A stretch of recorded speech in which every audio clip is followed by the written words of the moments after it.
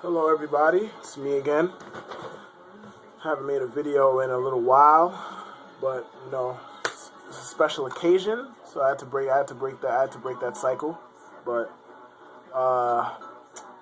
this upcoming Monday, we have the 9-2 New York Jets at the 9-2 New England Patriots, for first place in the AFC East and the number one seed in the AFC to this point of the season. I can't speak for anybody else, but I've been waiting for this game for about 5 weeks. I thought that both teams would be pretty much at the same record or within a game of each other. I just hope that the Jets didn't mess it up by being the Jets or being the same old Jets, whatever you would like to call them, but they didn't. Credit to them, they got there at 9-2. It wasn't always pretty. Hell, it probably wasn't ever pretty, but hey, 9-2 is 9-2 no matter how you want to slice it. The Falcons aren't the prettiest 9-2 team I've ever seen in my life either, but they're 9-2. That's what matters. The Patriots have pretty much a terrible pass defense, but they're 9-2 ultimately. So there are no dominant teams in the NFL. But that aside, the matchup itself pits, in my opinion, the two best teams in the NFL, the Jets and the Patriots. As far as, let's look at the Patriots offense versus the Jet defense.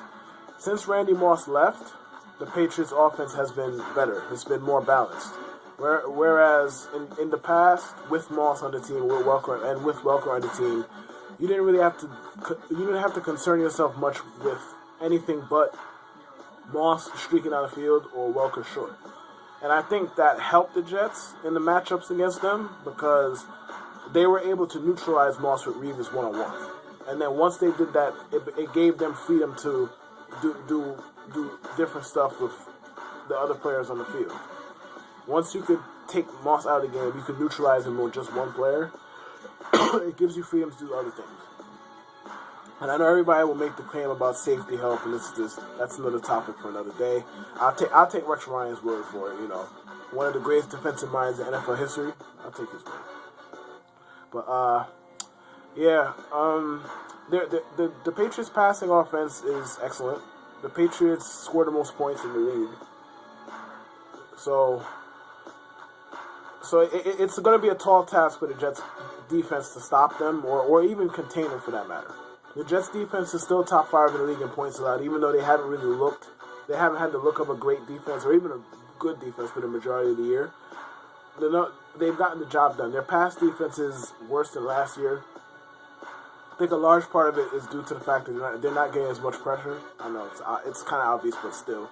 And the nickelbacks and linebackers have been very poor in coverage. The nickelbacks, the dimebacks, the Drew Coleman's of the world, the Kyle Wilsons of the world, and our linebackers are very poor in coverage. So the middle crossing routes have killed us pretty much the entire year. So I think that will be a problem against New England Monday night unless the Jets mix up something and don't come into the game saying, okay, we have to play man across the board at all times. Now, I think straight man physical defense across the board is the way to beat New England, because if you do that and you make Tom Brady somewhat indecisive, you can get coverage sacks. The Jets proved that in week 2.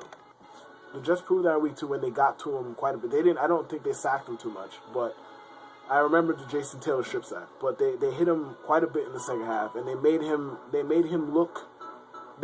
think on the field. Whereas Tom normally wants, as with most quarterbacks, he wants to hit that back foot and throw the ball. But if you make him pat the ball, you make him think a little bit, it can rattle him a little bit. And they just did that week 2 this year. They did week 2 last year. And the second game last year was no contest, largely because Sanchez couldn't stop throwing the ball to the men in blue. So ultimately, I think the matchup with the Jets defense and the Pats offense comes down to, can the Jets defense stop the Pats offense with 5 and 6 DBs on the field?